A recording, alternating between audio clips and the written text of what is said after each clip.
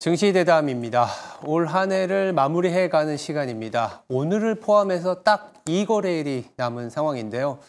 국내 투자자들, 특히 국내 주식에 투자하시는 분들은 상당히 고민이 깊을 수밖에 없습니다. 그 원인 중에 하나는 바로 이 환율 차트에서 고스란히 나타나고 있는데요. 환율을 좀 보시죠. 차트가 보여주고 있는 거는 내년에 대한 원달러 환율에 대한 컨센서스입니다. 이 전망치라고 볼 수 있는데 가파르게 상승하고 있습니다. 간밤에도 NDF 원달러 환율 1,470원이 가까워지고 있습니다. 계속적으로 올라가고 있는 상황인데요. 성장률 둔화, 더불어서 최근에 정치적 리스크까지 부각이 되면서 원달러 환율이 좀 제 안정을 찾지 못하고 있습니다. 이러다 보니까 국내 증시 낮은 밸류에이션, 환율이 안정되지 못하다 보니 증시의 밸류에이션도 매력적이지 않다라는 얘기들이 나오고 있습니다. 당연히 성장률이 둔화되고 원화 자산을 보유하기보다는 원화 이외의 자산, 대부분은 달러화 자산일 텐데요. 코인도 달러화 자산으로 바꾸고 있는 상황이지 않습니까? 그러다 보니까 국내 투자자 내지는 국내에 투자하는 어떤 수급이 상당히 공백이 생긴 상황이라고 보실 수 있겠습니다. 내년에는 한국 시장이 어떻게 흘러갈까요? 그래서 우리 증시대담에서는요, 25년을 맞이해서 국내 경제와 내년 주식 전망 자세히 챙겨보도록 하겠습니다. 증시대담 지금 시작하겠습니다.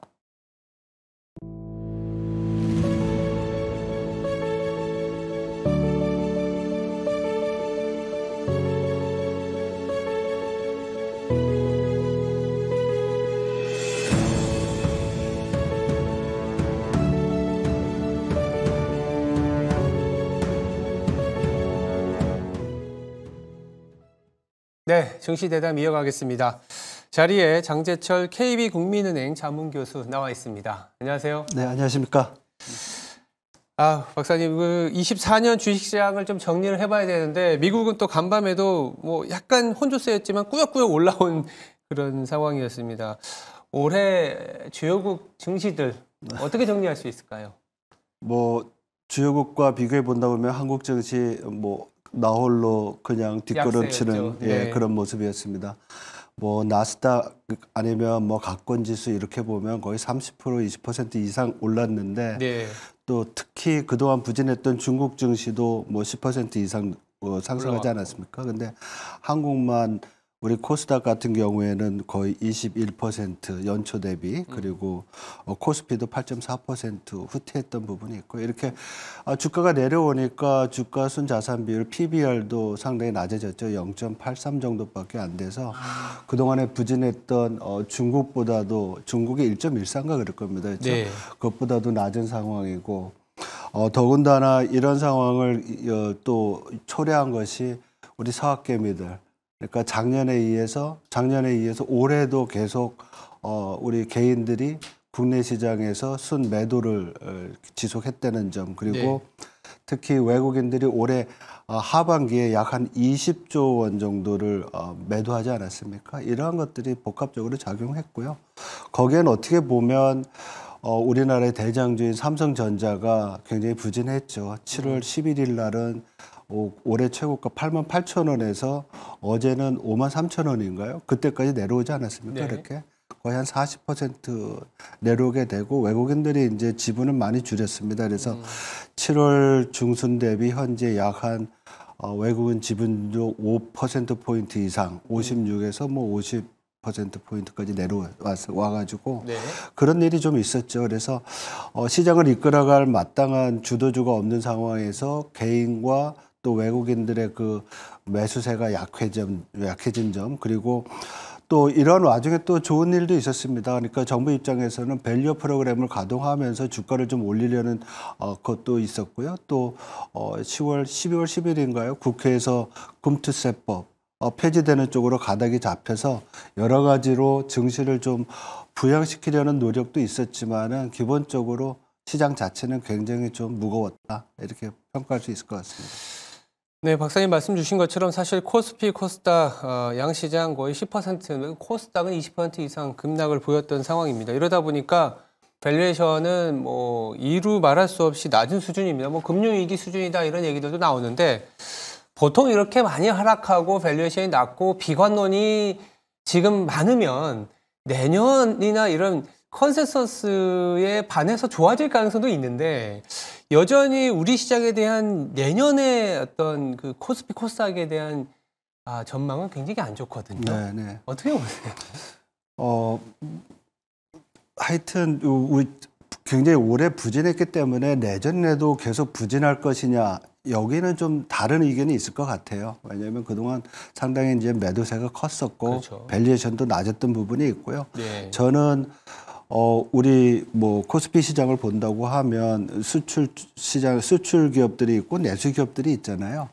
내년도 경제 전망을 보면 수출은 좀 부진하더라도 내수 부분이 그동안의 그 금리 인하, 네. 그리고 또 지금 정치권과 정부가 준비하고 있을지 모르는 추경, 이런 부분들이 좀 가동이 된다고 하면 나름 내수 부분에서의 좀 약진이 있으면서 시장을 좀 받쳐주지 않을까 이렇게 생각을 합니다. 그래서 지금 2,400 코스피 기준으로 2,430 정도 되는 주가가 약 한 15% 정도의 업사이드 있지 않을까 이렇게 봅니다. 그래서 기본적으로는 보통 우리가 주가 전망을 할 때는 명목 GDP에 좀 비교를 많이 하거든요. 한국은행 전망에 따르면 내년도 1.9% 성장에 물가 1.9% 얘기를 하는데, 그러면 약 한 4% 되잖아요, 명목이.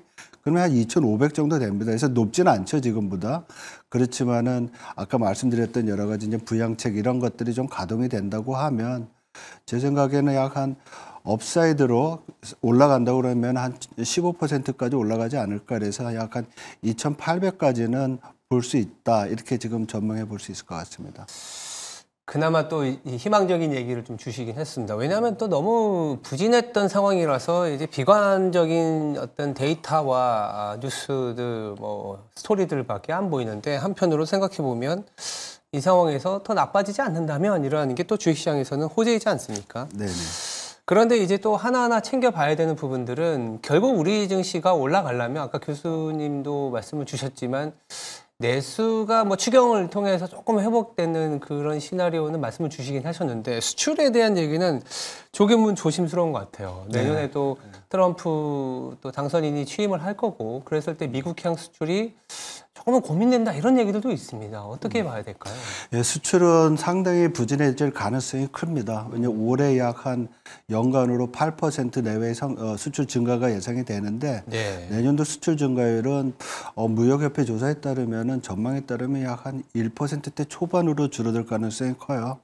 그리고 올해 반도체 수출이 약 한 40% 이상 전년 대비 증가했었는데 내년도에 그 증가폭이 한 자릿수, 그리고 1% 뭐 2% 정도로 줄는 그런 상황입니다. 그래서 우리 수출을 이끌었던 반도체 주력 산업의 수출 증가율이 둔화되고 있고요. 네. 특히 아마 여러 가지 이유 때문에 자동차 및 자동차 부품에 대한 수출은 감소세로 돌아설 거로 보이고요.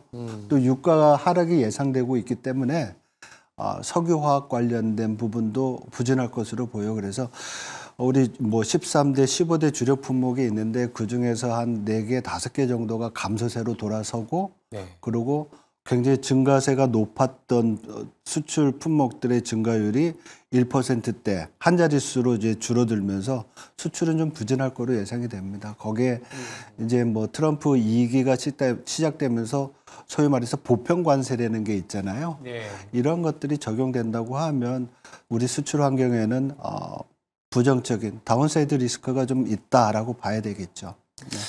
보편 관세가 이제 말씀을 주셨는데, 이 트럼프 2기 2.0이라고 하잖아요. 2.0 시대가 개막을 했을 때 당장 우리가 고민되는 게 아까 말씀하셨던 관세, 그리고 대중과 관련된 무역 갈등, 그 안에서 한국의 수출이 또 상당한 불확실성에 빠질 수밖에 없는데, 그러다 보니까 최근에 중국 내에서는 또 중국 자체적으로 자기들의 각종 부양책을 내놓고는 있습니다. 그 부분이 여전히 디플레이션이 빠진 중국이다라는 비관론도 있지만 뭐 이전과는 좀 다른 효과를 볼 수도 있다 이런 얘기도 나옵니다. 어떻게 해석을 해야 될까요? 예, 여태까지 중국 정부가 지난 9월부터 추진했던 정책들은 어떻게 보면 진정한 의미의 부양책은 아니었어요. 왜냐하면 지방 정부의 부채를 좀 더 긍정적으로 바꾸는 그런 조치였고, 또 부동산 시장을 좀 안정화시키는 정책이었고, 또 증시를 좀 안정시키는 정책이었고. 그래서 제가 볼 때는 이런 일련의 정책들은 경기 부양책이 본격화하기 전에 그 효과를 극대화하기 위해서 일단 어떻게 보면은 기반을 좀 조성한 거로 보이고요. 내년 3월에 있을 전인대회에서 중국 정부가 본격적으로 경기 부양을 시작할 것 같습니다. 그래서 경제 성장률 5% 내외에 뭐 얼마 전에도 보도 나왔지만은 뭐 특별 그 채권 약 한 3조 위안 정도 발행을 하면서 경기 부양을 할 것 같고요.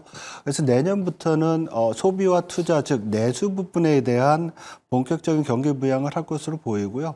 일각에서는 좀 중국 정부가 적극적으로 한다고 하면 약 한 30조 위안 정도의 큰 뭐 1년이 아니라 몇 년 정도 해가지고 그런 부양책이 필요하다는 또 필요성을 제기하고 있어서 이런 부분들은 중국 경기에 필요한 거로 보이고요. 어떻게 보면 앞에서 말씀드렸던 트럼프 2.0에서 중국에 대한 관세 뭐 60%까지 올린다고 그랬었잖아요. 아니면 실효적으로 25% 정도 올릴 거로 예상이 되고 있는 상황이지만 이러한 부분들을 좀 상쇄하기 위해서는 내수 부양이 굉장히 필요한 상황이고 중국 정부가 그러한 상황을 인식한 게 아니냐 이렇게 지금 보고 있습니다.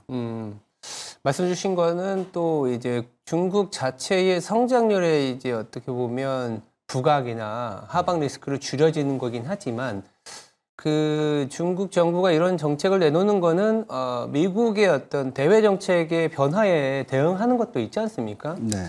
그런데 이제 이런 상황에서 중국의 경제 정책하고 이제 분리해서 봐야 되는 게 이 어떤 미중 간의 무역 갈등으로 인해서 나올 수 있는 한국의 영향은 또 다를 수 있거든요. 왜냐하면 중국 정책이 최근에 나온다 하더라도 이게 고스란히 우리나라에 좋게 해석이 되지 않고 있는 상황이거든요. 어떻게 우리가 또 봐야 될까요? 네, 지금 아주 바른 지적해 주신 것 같아요. 왜냐하면 한국과 중국이 무역에 의해서 굉장히 결속력이 높잖아요. 우리 수출의 약 한 20% 정도가 중국으로 가고 있기 때문에 그래서 만약에 미국의 대중국 관세가 중국 경제 성장률을 둔화시킨다고 하면 예를 들면 뭐 대외경제정책연구원의 분석에 따르면 미국이 중국에 대한 관세를 25에서 60% 정도 올린다고 하면 중국 경제 성장률이 뭐 약 한 3%에서 4% 내외, 0.3에서 0.4% 내외까지 떨어진다고 그래요.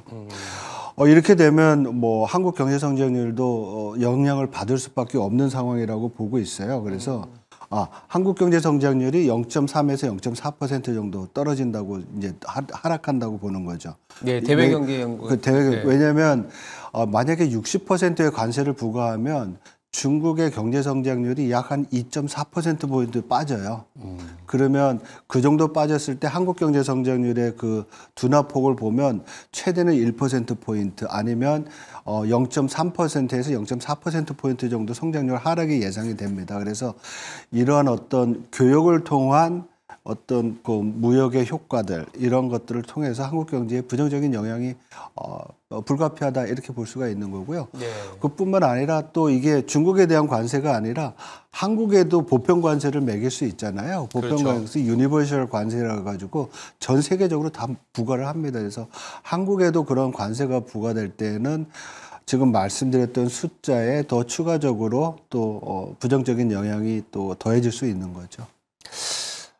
그래서 그럴까요? 최근에 국내 투자자들, 국내 투자자들이 원화 자산을 버리는, 그러니까 이렇게 표현하기 좀 그렇지만 사실 그런 현상이 나타나고 있습니다. 뭐 금을 산다든지, 아니면 뭐 달러화 자산들, 이를테면 미국 주식이 대표적이고, 하다못해 이제 암호화폐, 가상자산까지 뛰어들고 있는 상황은 국내의 투자처에서 이렇다 할 기회를 못 보고 있기 때문이다라고들 다들 이제 생각을 하시는 것 같습니다. 자금은 또 스마트하다라고 이제 볼 수도 있는데 우리가 이제 2025년을 앞둔 상황에서 내년에는 국내 투자자 입장에서는 어떤 원칙으로 접근을 해야 될지 참 막막하고 힘들긴 합니다만 우리가 어떤 기준이 좀 있어야 될 것 같거든요. 예, 기본적으로 우리가 투자 환경을 볼 때 금리의 향방이 굉장히 금리. 중요하고 네. 또 환율의 향방도 중요합니다. 그렇죠. 우리가 원화가 강세일 때는 상대적으로 외화 자산이 싸질 수가 있잖아요. 그런데 그렇죠. 지금 원화가 굉장히 약하거든요. 굉장히 약합니다. 그러니까 해외 자산을 사기에는 부담이 되는 수준도 있습니다. 그래서 이 부분은 우리 거주자, 우리 내국인들이 해외 투자할 때 좀 장애인이 될 수가 있겠죠. 그래서 환율은 그렇게 우리가 볼 수 있는 거고 금리를 놓고 본다고 하면 과거보다 금리 수준이 생각보다 높을 것 같아요. 그래서 채권의 매력도는 과거보다 좀 떨어지는 것 같고요. 네. 그리고 내년도 세계 경제도 본다고 하면 올해와 거의 비슷한 수준이 유지되면서 위험 자산에 대한 선호는 유지되지 않을까 이렇게 생각이 듭니다. 그리고 특히 미국의 예외주의는 계속될 거고요. 그래서 미국 주식에 대한 선호도 지속이 되지 않을까 이렇게 좀 보입니다. 그래서 환율의 향방과 좀 이런 해외 투자는 같이 우리가 좀 봐야 될 부분은 있지만 네. 기본적으로 위험 자산에 대한 선호는 있고요. 특히 중국 경제가 이제 활성화된다고 하면 원자재 시장도 괜찮거든요. 그리고 가상화폐, 암호화폐에 대한 또 규제가 많이 완화될 거로 보이잖아요. 그래서 저는 채권, 주식, 원자재, 암호화폐 이래가지고 우리 자산 배분을 좀 지금 말씀드렸던 내용을 좀 보면서 네. 배분하면 좋지 않을까 이렇게 생각을 합니다. 네, 알겠습니다. 뭐 성장률 자체가 미국 중심으로 가긴 하겠지만 그래도 글로벌 성장률이 올해와 같은 수준은 유지할 수 있다라는 측면에서 다양한 자산에 대한 포트폴리오 시각이 좀 필요하다 이렇게 볼 수 있을 것 같습니다. 네, 지금까지 KB국민은행의 장재철 자문 교수였습니다. 말씀 감사합니다. 네, 고맙습니다.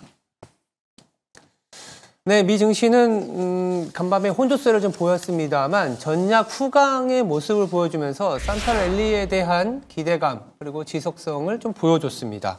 거래가 많지는 않긴 했습니다만 그래도 뒷심을 좀 발휘했다라고 보실 수 있겠고요. 그 배경에는 미국이 여전히 소비가 강하다라고 볼 수 있습니다. 마스터카드에서 조사한 바에 따르면 휴가철에 미국 소매 판매, 최근에 연휴에 한 4%가량 증가했다라고 나오고 있고요. 인플레 압력에도 불구하고 소비가 증가하고 있다. 그래서 그런지 간밤에 나왔던 또 지표들도 고용도 생각보다 견조한 모습을 보여줬습니다. 이런 상황이다 보니까 미국의 어떤 성장률 대비 한국의 약한 성장률이 고스란히 드러나는 게 바로 환율입니다. NDF 환율 보니까 1,468원까지 올랐습니다. 오늘 뭐 1,470원까지도 올라가는 거 아니냐라는 얘기들이 나올 수 있는데 연초에 1,300원 수준이었습니다. 환율만 거의 10%가 넘는 수준으로 올라와 있습니다. 얼마나 힘들었는지 아실 수가 있을 것 같습니다. 그런데 이 원화 약세가 당장 좀 진정을 찾기보다는 조금 더 확대될 가능성이 높기 때문에 국내 투자자들은 상당히 힘들 것 같습니다. 주식시장에 대한 어떤 대응도 확산보다는 조금 더 모멘텀이 있는 중심으로 압축을 해 가야 된다는 얘기를 드릴 수밖에 없고요.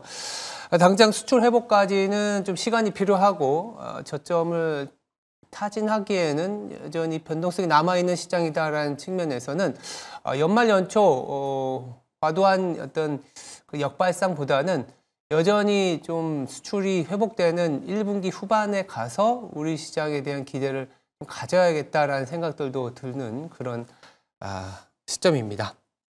네, 지금까지 앵커 브리핑이었습니다. 오늘 하루도 성투하시기 바랍니다. 감사합니다.